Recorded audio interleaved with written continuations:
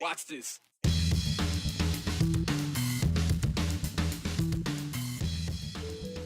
It's Friday. You made it through the week. Thanks for being with us. Ahead for you on the 208. Ever wonder what it was like 100 years ago? Well, we are diving into what the local news was for a taste of a century ago here in the Gem State. Oh yes, do you know these little critters? Whether you do or you have no idea, we have a feature you don't want to miss. And yes, it's a little crunchy, but it is so Idaho. And the Idaho Steelheads are set to play in the ECHL Finals this weekend. The team was on the ice this morning, dialing in for championship hockey. We catch up with head coach Everett Sheen and goaltender Adam Scheel. The 208, it starts right now. Happy Friday and happy National Donut Day. We know that there are a lot of national days out there. Just ask our Andrew Bartline. But this one piqued our interest, and not just because we like donuts. We did eat donuts in the newsroom all day, but because there's great history behind it. Today is actually the 85th anniversary of National Donut Day. Back in the year 1938, the Salvation Army in Chicago celebrated the very first National Donut Day during the Great Depression as a way of commemorating the work of the Donut Lassies, who, like the name suggests, served donuts to soldiers on the front lines during World War I. The volunteers went to France, put up makeshift huts, and gave soldiers essential supplies, emotional support, and yes, those fresh-baked donuts.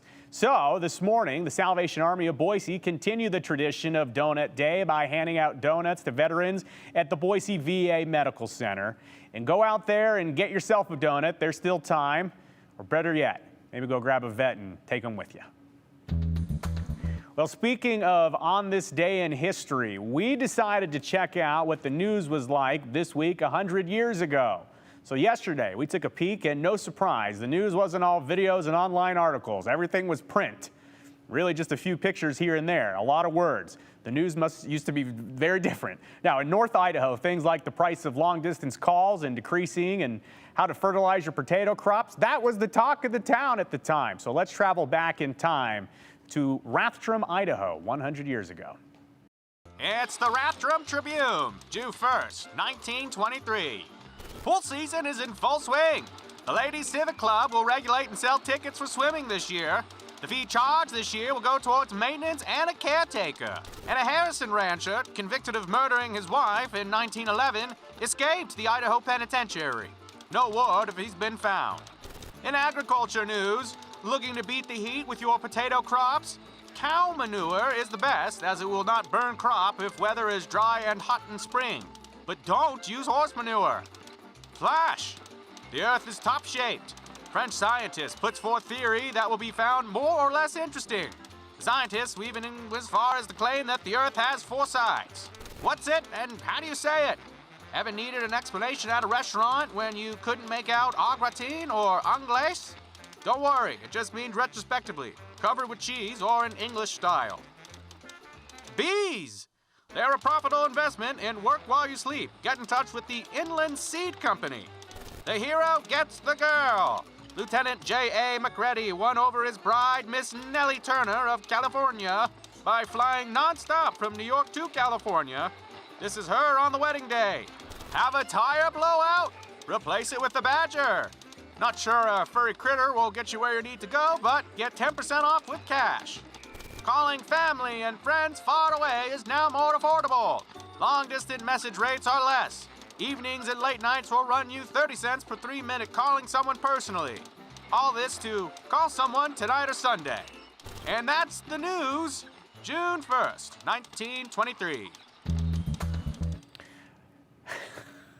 We're really sticking with history here on this Friday, like the history of this subdivision in Garden City, what is now appropriately named Riverside Village. There it is, but ask anyone who's been around for a few more decades and they're willing to admit, and they might remember, when it was called Strawberry Glen. That's back before it has any houses there, too. Now, Strawberry Glen was actually an airstrip with airplanes, and it was all in the heart of Garden City. And thanks to a recent donation to the Idaho State Historical Society, that historic airport's history will be preserved. And we originally aired this story this week, but we got so many comments and great stories that you wanted to share, we thought we'd share them. But first, let's all get together here. Here's Andrew's report. Driving by, you could miss it. I hope not. The Lakeview Golf Course, it's one of those things that's tucked in a subdivision. But ask Virginia Morris.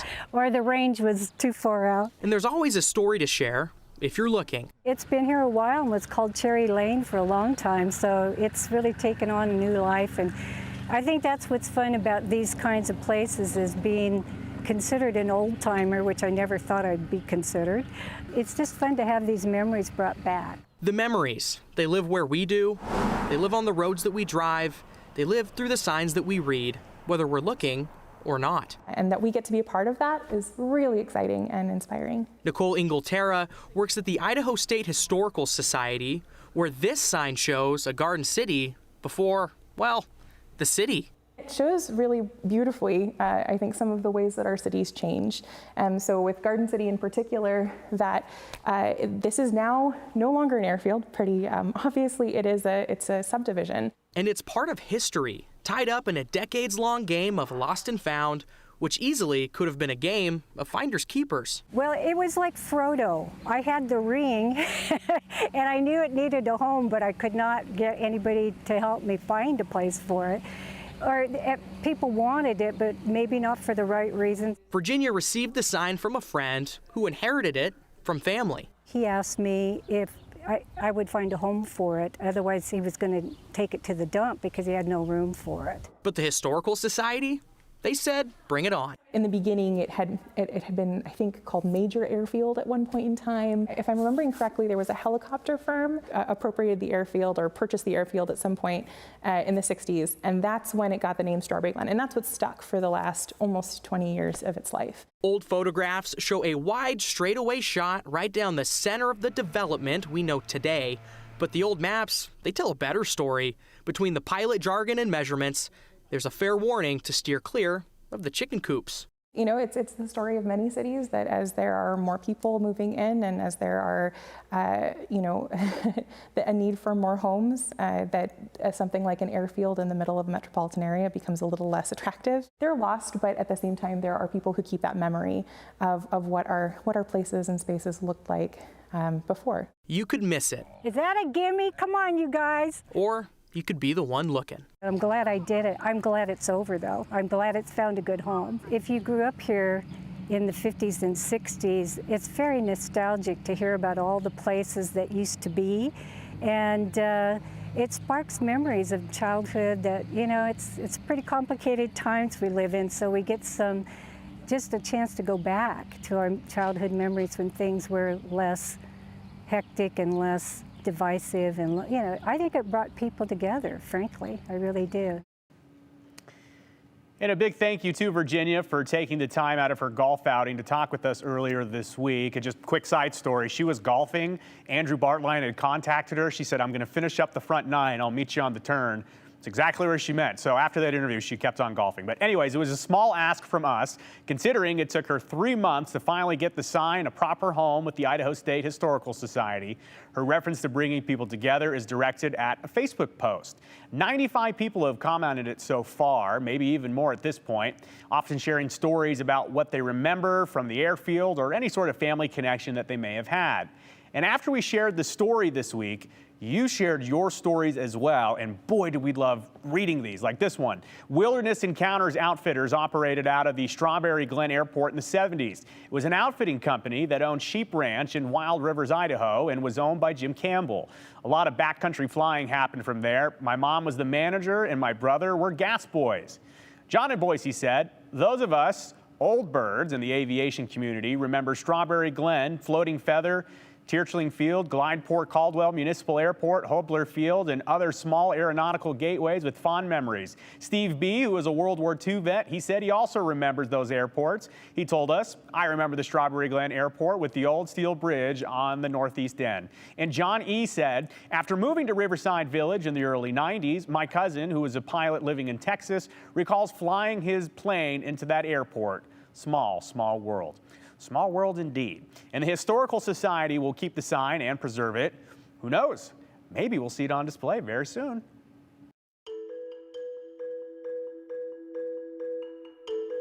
Championship stakes are on the ice this weekend as the Idaho Steelheads are ready for the Kelly Cup Finals. We are chatting with head coach Everett Sheen about the playoff run and what to expect against the Florida Everblades starting this weekend. We want to hear from you here on the 208. Maybe you have some fun Steelhead memories to share. Something out? A news tip? Well, you can text us anytime. 208-321-5614. Please be sure to include your name and hashtag the 208. Of course, we're going to get to some of your comments at the end of the show. We'll be right back in a few.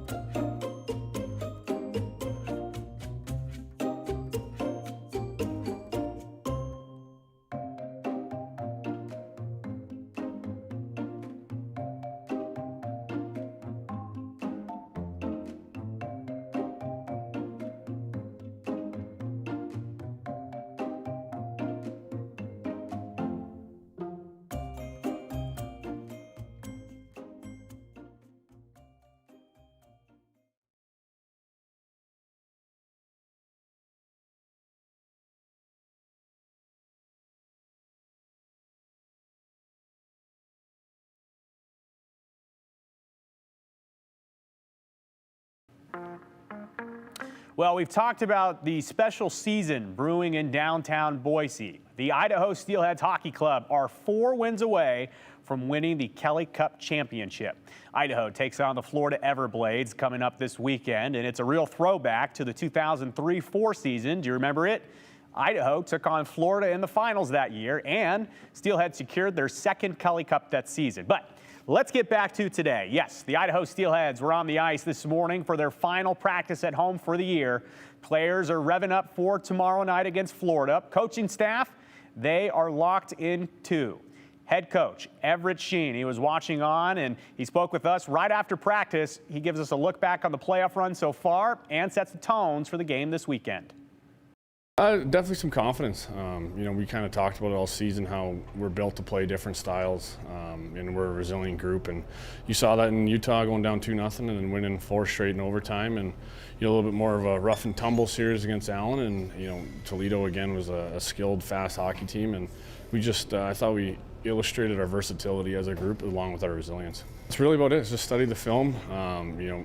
Talk to a few coaches around the league, trying to get a feel for them. With Brad Ralph being the old coach here, I guess I kind of learned through him somewhat because Neil Graham learned from him and I learned from Grammer, so it's kind of, I feel like I have a good feel for what they're going to be all about. And we did play them last year too. Granted, it is a different group, but they played very similar styles, so just video and kind of feeling them out. Well, the Steelheads have lit the lamp for sure, scoring goals, of course. But on the other end of the ice, the goaltender, Adam Scheel, he's been the real deal. And Sheeler, he looked sharp this morning per usual. This postseason, Scheel is 12-4 with 3 shutouts. We checked in with Sheeler after practice for his thoughts on the postseason so far and the mindset of taking on Florida, a team Idaho rarely sees.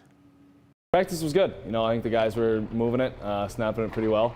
We're just eager to get out there tomorrow night. I try to, stick to what I've been doing all year, stick to my processes, stick to my same game. And like I said, it's just another game. No, just another series. We're looking forward to game 1.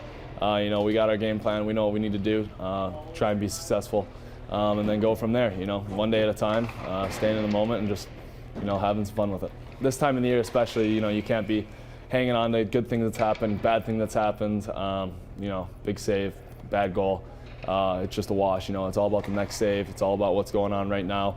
Not the game before, not the period before, not the shift before. So what's going on right in front of you at this moment, and that's what you got to worry about. You might have noticed on this program when we talk to Adam Scheel, he talks about living in the moment, and it's not just something he says. He lives his life that way, and it's really admirable. I wish I could have as short of a memory as him. But anyways, puck drop for the game tomorrow, Game 1 of the Kelly Cup Finals. 7:10 puck drop down in downtown Boise. Game 2 is Sunday at 4:10 in Boise. From there, Game 3 series shifts to Florida for 3 games. If needed, Game 6 and 7 would be back in Boise. But our sports team and here on the 208 will be keeping an eye on it for you, keeping you updated, rooting on for the boys. Looking for something to do this weekend other than go watch the Steelheads? Well, maybe you're into circuses. Well, then you're in luck because there's going to be a real-life circus tonight in Garden City. Can you believe this? But let's back up. Garden City is holding their first Friday Art and Studio Stroll, and you can check it out. Several participating businesses and artists will be down there, plus there will be live music. Very good. And this month's theme is a 3-ring circus of art, hence the circus. So tonight, they are teaming up with the Boise Circus Guild to create a circus atmosphere throughout the area. So you may see aerialists, flow artists, psychics, and stilt walkers near the entrance to an art event. You can go check it out right after the show. It starts 5:30 and it runs till 8:30. So watch the end of the 208 and head to Garden City. All right, remember when we told you about the United States air guitar competition happening last weekend here in Boise? Well, the results are in, and it happened and it was big. Check out the great video they sent us from the event. The event was down at the Shredder, great spot. The winner got a slot in the national championships in Denver on July 15th. And yes, part of their winnings is a travel stipend to go to the Mile High City. This year's Idaho air guitar champion is Fan Air Nation. This is his second Idaho championship in a row. Congratulations to Fan Air Nation. You can go watch him at the national championships for $10, plus the flight to Denver. All right. Oh, yes, the crunchy crickets. We are looking into something that is just so Idaho. Can't wait to dive into this after the break. But before we go to break, we want to know, what else is so Idaho? You can text us. Here's our number, 208-321-5614. We'll be sure to check in with some of your text messages here in a little bit.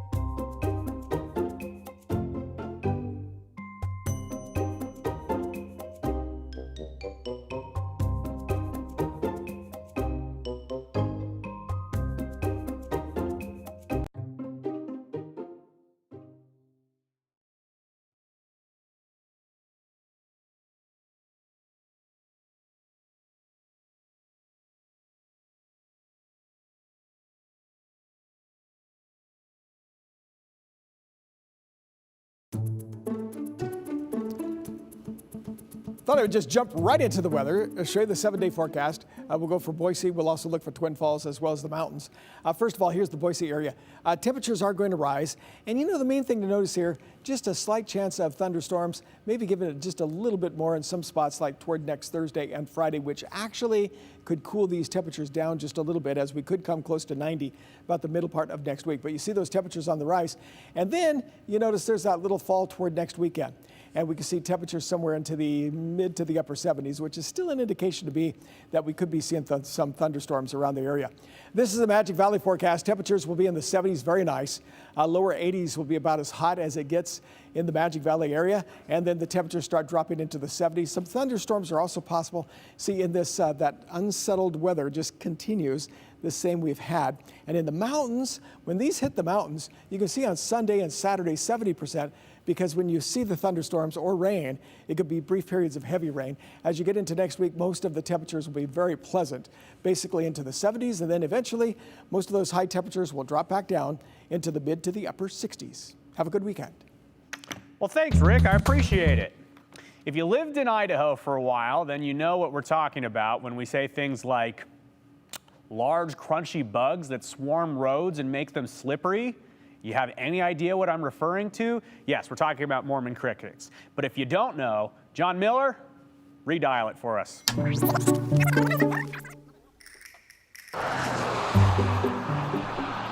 You know it's bad when they have to put up a road sign. Yeah, actually I saw that down there and said slick road ahead. Crickets. I'm going, okay.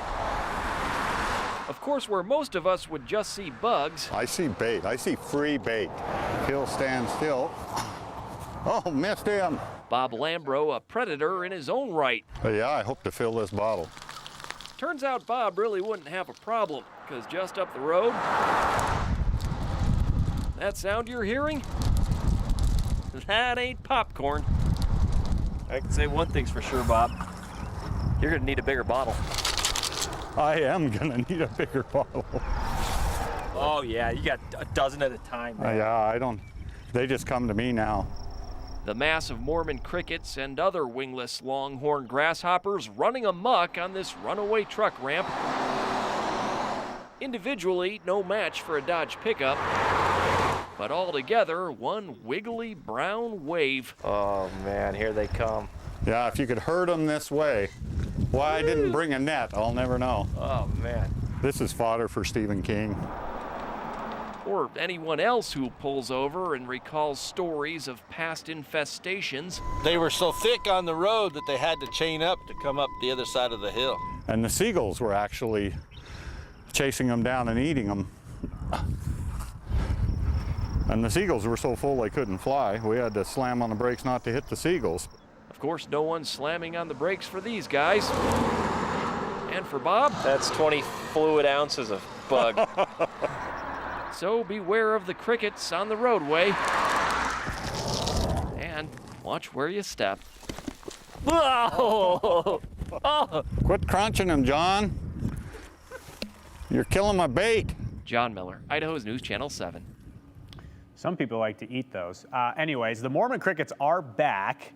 There have been a few posts about them on the Idaho Weather Watchers Facebook group. Go join it. A lot of good stuff there. But this is a video shared last week from Henry Miller. He said he saw swarms of insects near Riddle-Owyhee County. It was a red mass moving across ID-51. Idaho Transportation Department posts notices if there are enough crickets causing slick road conditions, like in Henry's case. Yes, they are slick if you have a big bunch of them.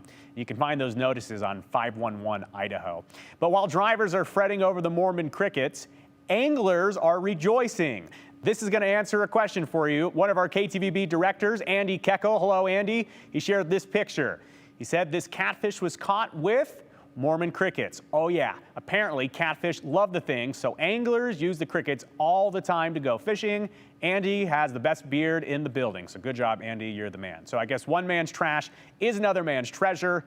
Just be careful again, if you see them on the roads, they can be slick. All right, look at your comments after this.